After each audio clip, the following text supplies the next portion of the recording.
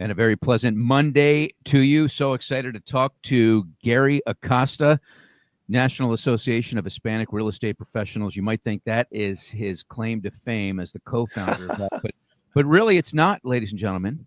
It's the fact that he played Division III basketball under the leadership of the winningest coach in NBA history. Hi, Gary.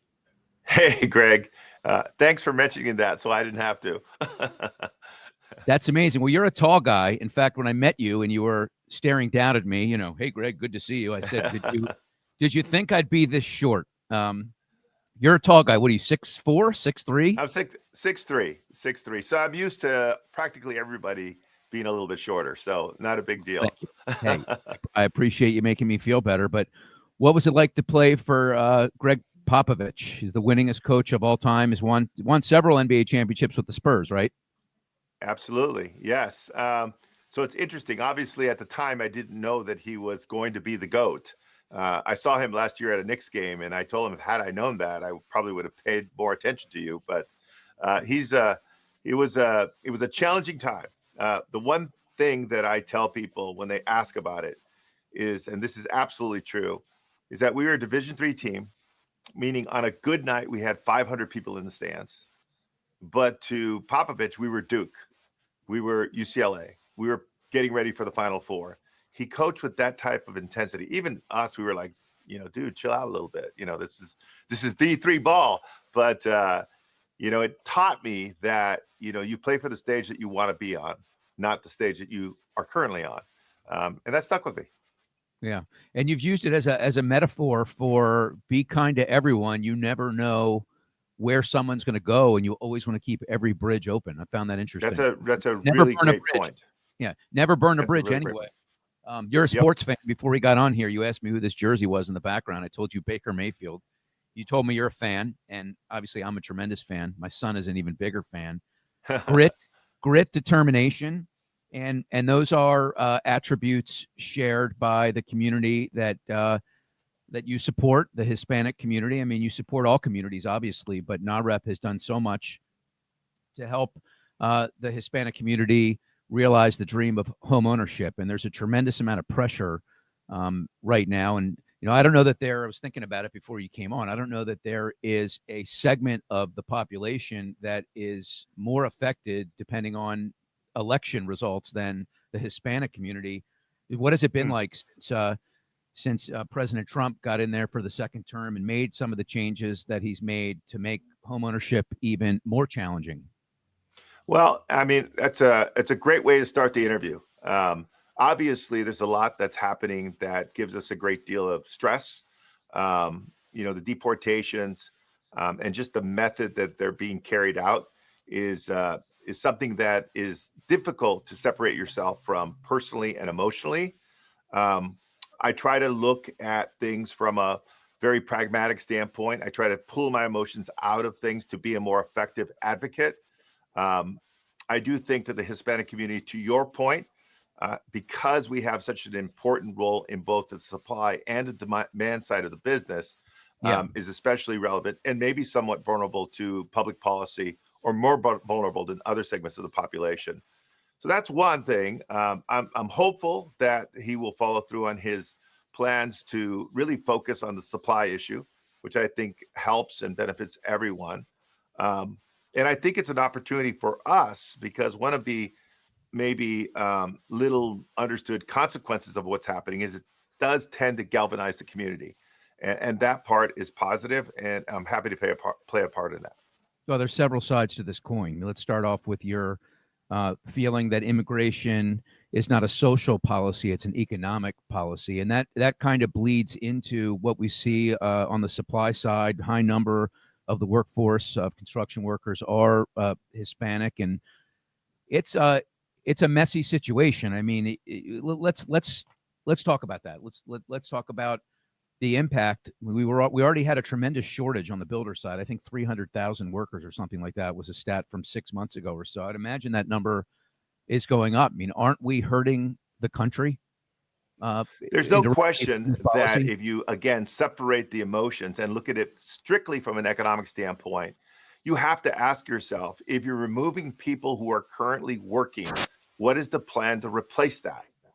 Given the fact, to your point, that we're already low in terms of labor supply, and any construction company will tell you that. So I haven't heard of a plan on how we're going to replace that. Every so often, I hear a statement out there that somehow we're going to give people a chance who self-deport the opportunity to come back and work under some sort of workers status. But that is not clear to me. So we're going to start feeling this. Again, that's maybe a small silver lining out there, is that I think that people are going to start to acquire a better understanding of this dynamic, and hopefully a greater appreciation for the work that these individuals do. Well, what do you do in the meantime if you have an administration where the door is not always open, where you feel like you're getting pushback, as opposed to, let's say, the Biden administration or the Obama administration, where they were a partner? How do you approach? Well, I got a chance to. That dynamic? No, I mean, I got a chance to interview Barack Obama in 2022 at one of our conferences. And I got a chance to ask him straight up about this immigration issue and the fact that it is, I call a political football that's utilized by both sides. Of course, we can say that one is maybe worse than the other, but I did actually address the fact that he had the opportunity during his administration to pass comprehensive immigration reform, especially in his first term when he had the votes, and he didn't do it. And if that it didn't get done then, how and when will it get done? So it's definitely more difficult right now, given the rhetoric. This thing has just become so weaponized, and so emotionally driven. It's tough to have a pragmatic conversation. So I think what we do to answer your question is that what can we do? I think the best thing we can do is really rally together and share our perspectives, again, with as much pragmatism as possible. We put out a lot of data in the marketplace. We do the State of Hispanic Home Ownership Report. I'm a partner with another organization that puts out the Latino GDP report that showed that if Latinos were a standalone country in the United States, Latinos in the United States were a standalone country, we'd be the fourth largest economy in the world. I mean, those data points, most people don't know and maybe take for granted. So we have to keep putting that information out there. We got to keep putting that data out there, and we have to rally together, because this will pass, I truly believe, because we have no choice in this country. You have said recently, in fact, that data suggests that more than 50% of first-time homebuyers will be Black and brown over the next 20 years. That's staggering, given how many are on the outside looking in. How do we address that? Well, the data point is actually 70%. So 70% of net new homeowners. Yeah, it used to be 50, huh? Now it's 70. Now it's 70. 70% of net new homeowners over the next 20 years are projected to be Hispanic. And the primary reason for that, Greg, and obviously these are demographic predictions, is primarily based on the growth and the youth of the Hispanic population.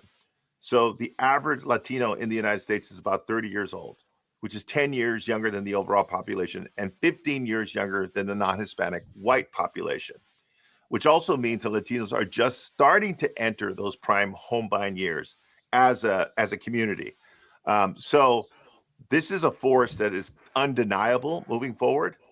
I like to use that data point because it opens a lot of doors, and I think it sort of sets a different tone for the conversation that I might have with companies or with the media or with policymakers.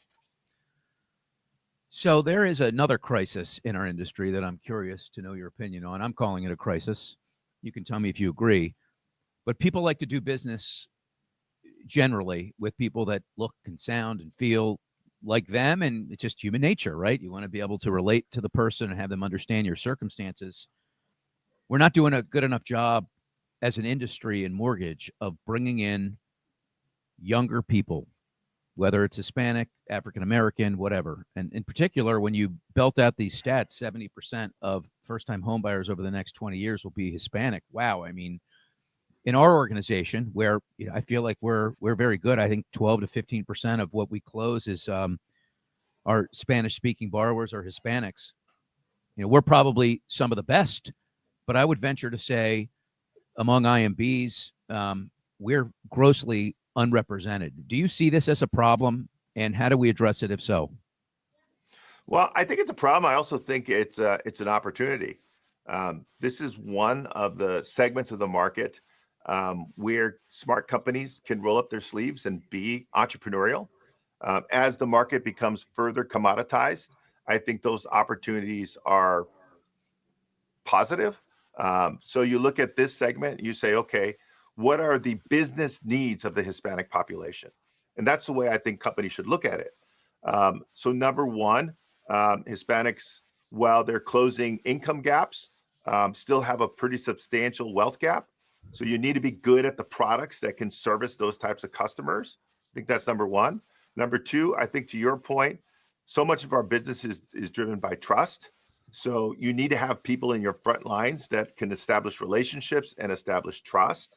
That's certainly another thing. And you need to know how to present yourself and to market to this segment of the population. And I think of it from a cultural nuance standpoint, understanding those nuances. And clearly, if you come from the community yourself, you have an advantage.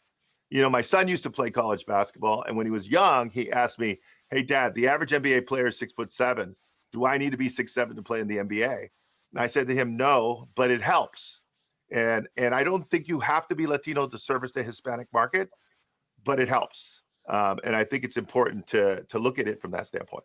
Do you have to have a big Hispanic population in your company to dominate that population? What's it take to dominate? What's it take to be like Popovich and win championships in this room? Well, I think when people ask me, when mortgage companies ask me for advice in terms of strategy in increasing their Hispanic market share, I say something to them that sometimes surprises them. And I say, you have to start with operations. You don't start with sales, you start with operations. Because when we survey and we rank the top 250 Latino loan originators in the country every year, and when we ask them, why do they work at the company that they currently work at? The number one response by far is they know how to close my deals. And I translate that into they have people in their underwriting departments and in their processing teams that understand the community, understand those nuances. And so when they see a co-borrower coming in or a non-resident co-borrower participating in an application, they know that this is not uncommon with the community. It's not necessarily indicative of higher risk and those types of things. And they have the products to be able to close those types of deals. Not all Hispanic transactions are niche type deals, but you've got to be good at those types of deals to really penetrate market share the way you described. How do I dominate in this market? That's how you dominate. You have an operations team, you have the right products, and then you go out and recruit the right salespeople. So I heard you say recently the DEI acronym is dead. Expound on that. Well, I think that, first of all, I've been a critic of DEI for like 2+ years, and I've been blogging about it. And I wrote a couple of different blogs. One was entitled "Why Everybody Hates DEI," and the other one was titled "DEI Has a Branding Problem." So I always felt that DEI was presented the wrong way. It was presented as a regulatory issue, a compliance issue, and we all know how we feel about regulation and compliance, right? We do as little as we need to do to stay out of trouble, and no more than that. And why would we, right? So, you get kind of the eye roll when you start talking about DEI and acting like it's really important to your company. When instead, we should have been talking about those 70% numbers. We start talking about increasing market share and profit and how the entire company will benefit from that. That's a totally different narrative that I think was missed as the DEI sort of movement really started to take shape. I felt the blowback that was eminent. Now, I didn't think that we'd end up with a president that would describe it as the worst thing that has ever happened to America. I don't think that's true. But I'm not surprised by the blowback that we've received, because we don't want to pit communities against each other. We don't want to find ways to collaborate and to work together for the collective good of any organization. So I'm not trying to sell DEI anymore because I do think the acronym has been weaponized and it's dead. But we have to call it what it was and what it was intended to be. And that is, we want to create equal opportunities for everybody. And that very few people argue with. Let's talk about special purpose credit vehicles, CDFIs. And there are several companies out there, IMBs, that have another tentacle of their business that serves underserved communities. How important is that? Do you think that that's an opportunity that more people need to focus on? I think, again, you're talking about the product issue, right? So there are borrowers out there or prospective home buyers out there that probably should be getting financing, would be successful homeowners, but for whatever reason are falling outside of the vanilla loan products that are out there. And I'll give you one reason why. So Hispanics, for example, are almost twice as likely as the overall population to be self-employed, right? That's just a fact, right? So whether it's having a side business or whether it's their core business or provides the majority of their household income, we all know it's more difficult to qualify self-employed borrowers than it is W-2 wage earners, right? That doesn't necessarily mean that those borrowers are less qualified or are more likely to be unsuccessful mortgage holders. It just means we don't have the products that address that understand how to properly measure their capacity. And I do think for those types of circumstances that disproportionately affect certain segments of the population, it makes sense to have products out there that are designed to address those issues, close those gaps, and we can learn from those products. We can track the performance. We can use them to be more predictive of future products that might become more mainstream, so to speak. So I do think they serve a purpose. I do think that when you say, oh, this product is just for Hispanics or it's just for Blacks, I don't think that is, that's not a winning strategy. I don't think. I think we have to, again, let's look at the business case for certain demographics for whatever reason. And look at it from that standpoint, then I think it makes perfect sense. Yeah, I also heard you say that DEI was mislabeled, that it was an opportunity to give everybody a fair shot, not to give handouts to anyone. And that really hits home. It really hit home when I heard you say that. I could see you get kind of passionate right now just in reacting. I actually talked in one of those videos about, and you're a sports fan, right? So the NFL Combine, right? So why do they have an NFL Combine? They have an NFL Combine because they want to see these players basically in an unfiltered environment. So all these players play against different levels of competition.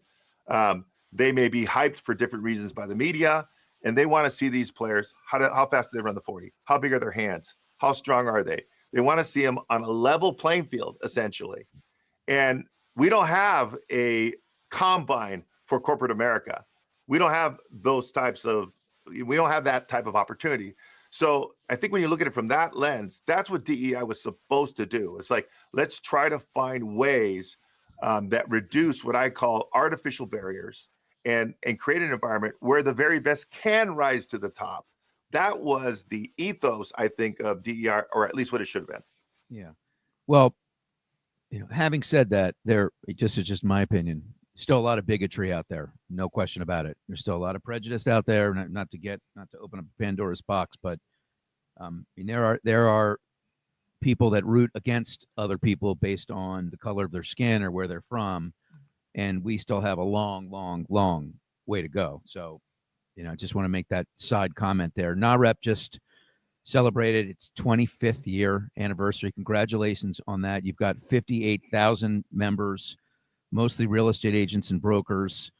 Congratulations. I mean, what an accomplishment to have started something so long ago and to still be doing the good work.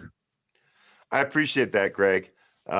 It's been a ride, and it hasn't been, like most successful businesses, that ride is not consistent. It's not linear. It has a lot of ups and downs along the way, but we learn more, I think, to your point early on, from our failures than we do from our successes. And we try to adapt and we try to adjust. And I think that's one of the reasons why we've been successful. Yeah, so I got a chance to meet you in person recently. Pavan Agarwal, he hosted an AI summit, AI and crypto summit in DC at the Press Club. It was such a beautiful place, and you were up there on stage with him. And prior to you going up there, Pavan, who's also the founder of Angel AI, was talking about how, based on race and all these other things, veterans even, there's a disproportional attribute to the amount of people that are declined for loans relative to, let's say, Caucasians. And what he's doing, it would seem to me on the surface, and what AI is going to do is going to get it. It would appear from the outside looking in, you're going to get that NFL combine type environment that you talked about, where it's a machine that's grading everybody based on the merits of their qualification. So in that regard, do you think AI is going to be a big lift for the Hispanic population? Well, I think it can on two different levels. I think the one is the one you were alluding to, and I did get a chance to actually speak at an event at Fannie and Freddie where I discussed the promise of machine learning and how AI does tend to look at things from a very agnostic standpoint, but it also looks at different metrics. It doesn't value things in a sort of prejudiced way, and I don't mean racial prejudice. I just think it doesn't have the biases that individuals tend to bring to any scenario. So that's number one. And we look at cash flow underwriting in different ways to sort of predict capacity, especially, then I think machine learning is going to be a great asset in the marketplace. I also think for Hispanics in particular, and this is just what I said to Pavan on stage, there's a notion out there that Latinos don't adopt to technologies quickly. But I believe that notion began when the internet kind of became a thing, and you needed a desktop computer, and you needed access to broadband, and you needed to be able to afford all those things. And I think that that was more of an economic barrier than anything else. But if you look at when things went wireless and where you didn't need all that infrastructure, you actually saw communities like the Hispanic community start to close gaps and even leapfrog against other segments of the population that had to sort of undo legacies and infrastructure, and they could go straight to wireless. And if you look at cell phone usage, mobile phone usage, you look at social media and so forth, Latinos are now out indexing the overall population. So I think the same thing could happen with AI, as there's already indicators that Latinos are adopting to AI technology quicker than the overall population. This could have an enormous positive impact on Hispanics closing wealth gaps and other economic opportunities that are out there. Gary, how many conferences do you have a year for NAHREP? Well, NAHREP hosts 500 local events a year.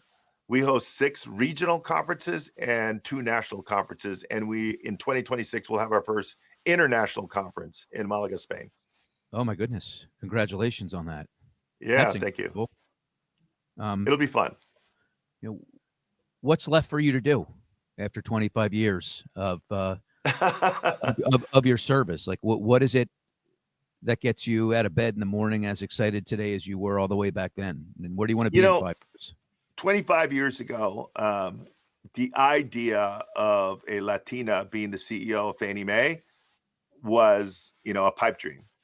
The idea that a Latino would lead the largest real estate brokerage in the United States, EXP, Leo Pareja, that would have been something that we'd only kind of dream about or think about.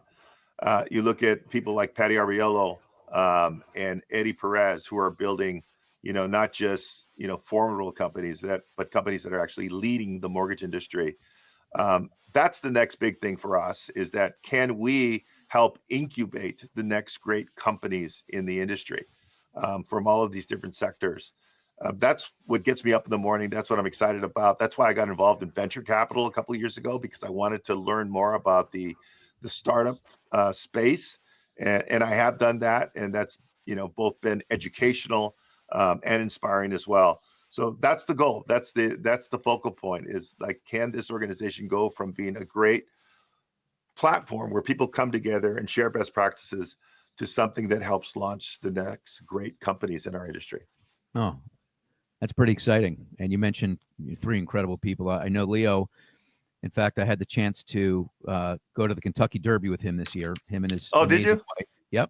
Yep. We went. It was me, him, his wife, Clayton Collins, and his wife Leslie, and me and my buddy. So we spent 4 days together. He's an exceptional guy, and obviously Patty has done so much. Our own Latasha Wadi, our chief legal counsel at NFM, uh, participated in her mentorship program and wrote a book that she credits Patty for. She would have never thought about it or had the courage to do it. And so at Housing Wire's gathering, she met Patty in person for the first time and literally broke down. And so the impact, that Patty has had is just tremendous, and she continues to make an impact. And then Eddie, there's only one Eddie. That's all I can say about him. Yeah. He's a good friend. You look like you're still in great shape. You mentioned you played Division III college basketball. You working out? You eating healthy? Like what's the My daughter runs marathons. My son just finished a successful college basketball career. My wife is the picture of health. Our oldest made us grandparents recently, so she's kind of our favorite. So I have to keep up with all of them. So it's believe me, I rank fifth, and I'm trying to close that gap as quickly as I can. Yeah, you're good on stage. You're very comfortable. Has that?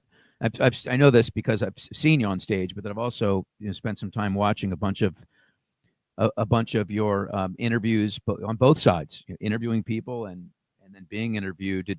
Is that something that you've always liked doing, or have you had to learn to be comfortable on stage? I think it evolves. I think for whatever reason, I was more comfortable than maybe most people early on. But it's like anything else, you have to get better. One of the things I tell my son, just to digress for a second, and why athletes or former athletes, I think, make great business leaders. A lot of people will point to the fact that they understand teamwork, they understand leadership, and there's dynamics like that. But the one thing that I think really stands out to me that's not often talked about athletes is what they do in the off season. It's like in the off season is when you work on yourself and you work on your skills and you think, I got to work on my left hand more. I gotta get stronger for this season. I got to work on my 3-point shot or whatever the case may be. And I think that in business, we stop doing that for whatever reason. And that's probably the one thing that I try to tell people is spend time working on yourself, your skills, get better at your skills. Don't be static, because either you're moving forward or you're moving backwards. Yeah, there've been a lot of books written about that. You have to practice. Really truly makes perfect. Latasha Wadi, who is my good friend and colleague at NFM, has a question. She'd love to hear your thoughts on the addition of VantageScore and the potential impact on Hispanic consumers. Well, I think that, first of all, I've been a supporter of VantageScore for a long time, pretty much since they began with Barrett Burns. And he was a close friend. He used to come to our conferences and just be a student and really kind of learn and absorb the culture and the dynamic and find little different angles. So we've been pushing for this for a long time. I think it does have promise for the reasons that I said before, which is we need new metrics into the underwriting of mortgages to address the nuances of this burgeoning new market that is really driving our industry from a growth standpoint. So I'm optimistic about it. Mm-hmm. So you met the former president, Barack Obama, he's one of my favorites. I liked Reagan. I liked because he was a great speaker too. Statesman. We crave the day when we had statesmen. I think that's I agree with that. Yeah. And Obama had that feel to him too. So my question is, when you interviewed him, where was it, and what was the scene like, to the security scene, and getting in a place where you're comfortable and approved, and the wall, whatever the protection was around the interview that took place, what that was like? Was it surreal? It was very much surreal. So it was at our national conference. It was in San Diego. We had about 6,000 people at the event that year. We had 1,600 in the room and another 1,000 or so in an overflow room watching it through streaming live. So that was pretty cool. The process leading up to that is what you sort of would imagine. So very intensive. Everybody has to get screened. Everybody who participates in the meet and greet before the event has to go through, FBI scrutiny. We had a few very, I think successful people get rejected and they don't tell you why. And so you can't bring them into the room for whatever reason. You just have to call them and say, sorry, you can't. So that part is a little bit strange. You go over with his team, obviously, the questions and just what you want to cover. They can reject anything. Ironically, or I should say maybe not surprisingly, they rejected the questions I had around immigration initially. And I said, look, I think if we have a conversation in front of a Latino business audience and we don't address immigration, it's going to be a pretty big void. So I think we can find a way to sort of integrate that in a way that the president's comfortable. And so we sort of negotiated about how I would frame the question. And then they eventually allowed that. But he was prepared to really kind of throw a jab at me during that period of time, which is basically, he challenged me on the election record or the voting record of Latinos themselves. It's like very hard for us to get things done when you all don't have your act together around certain things. And I thought that was one of the best parts of the conversation because it was very raw and we were kind of going back and forth. That's another thing, Greg. You learn, very quickly that when you're interviewing a president, there's certain protocols you have to follow and certain language you have to use. For example, I would not say, I totally disagree with that to the president. I would say, well, another point of view might be this. And that is just, the finesse that I think makes an interview like that comfortable for the audience, but you're also showing the president that you understand, basically, that you belong on this stage with him. So I wanted to make sure that I did that I didn't throw softballs like what's your favorite color type questions, but I presented tougher questions the right way. There was one moment that was great. You'll love this again, because you're a sports fan. And we were talking about the current political environment, and he latched on to just the fake news element of it and the lack of truth that's out there. And in the audience in the second row just was Manu Ginobili. And Manu Ginobili, he says, "Is that Manu Ginobili in the audience?" I'm like, "Yeah, that's Manu." And the president said, "Well, let's go back to that final against the Heat. And let's just say the next morning after they lost the game to the Heat, Manu just said, no, Ray Allen didn't make that 3-point shot. It never went in." He's like, that's kind of what we're dealing with right now in politics. And I got a chance to say, well, Manu and I have something in common. And he's like, yeah, what is that? I said, well, we both played basketball for Greg Popovich. And then he got a chance to rib me and say, yeah, I don't remember seeing you out there, but with these guys. And I'm like, not at the same level. I played at a different level, but I brought it up because for the first 2 years, President Obama went to Occidental College in Southern California. That was in Pomona's league. So the president was at Occidental while I was at Pomona, and he was a baller. I said, if you would have played on the team, we might have been on the court at the same time. So there was some fun moments in that conversation, but you're right. It is it's a very humbling, opportunity when you first kind of are face to face with him and you hear him speak. It does throw you, because I don't know if there's a more familiar voice in your head other than maybe your own immediate families than the president of the United States. And it just really was kind of surreal. Oh, thanks for sharing that. Give us a final thought. Take us down any road you want to go down. What do you want to leave my audience with? And the more. So I'm gonna say one thing that may not be what you're expecting, but I think it's important to put it out there. And so we talked a little bit at the beginning about the current political environment and this administration, how difficult it is on multiple levels. But the elephant in the room is 48% of Hispanics voted for Donald Trump. And so why is that? No, I was not amongst those 48%, but I was not totally surprised. And I'll tell you why. It does say something about the Latino community that I think is positive. And that is, it really validates what inspires, motivates, and why Latinos are in this country in the first place. And I'm not talking about those of us that have been here for generations, mostly immigrants, right? Why do Latino immigrants come to this country? Well, believe it or not, Greg, they don't come because they love our music or our food or our fashion or any of those things. They come for one reason and one reason only, and that's economic opportunity, to make money, to provide for their families, to create a better life for themselves, to purchase a home, right? So when you had one candidate saying the system's rigged and I'm going to turn it on its head and I care about you all and I know how to run a business and I know how to run an economy. And you had another candidate that was saying basically status quo is what we need and what we need to protect. It didn't surprise me that a lot of people really kind of went one way or the other. But it does tell you basically on the good side, those of us that are business people, those of us that are, selling homes and selling mortgages, this is a community that values what we do as much or more than any other segment of the population.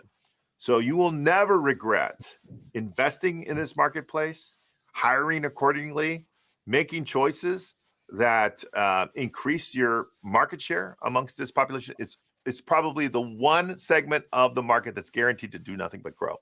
And they love what we sell.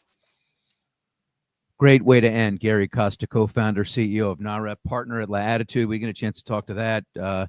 Ventures, co-founder of, is it Proximo? I'm sorry, Proximo. And you're leading so many companies now. I'm running out of time here. And Advanced Global, founder, Advanced Sports, founder of NHCA. You're doing a lot of great work. You're making an impact. You care a lot. You wear your heart on your sleeve, and you're an icon in the industry.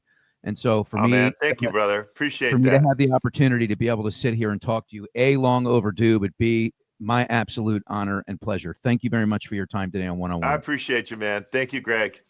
Look forward to seeing you again. Just look for the short guy. Have a great Monday, everyone. We'll see you next Monday. Take care.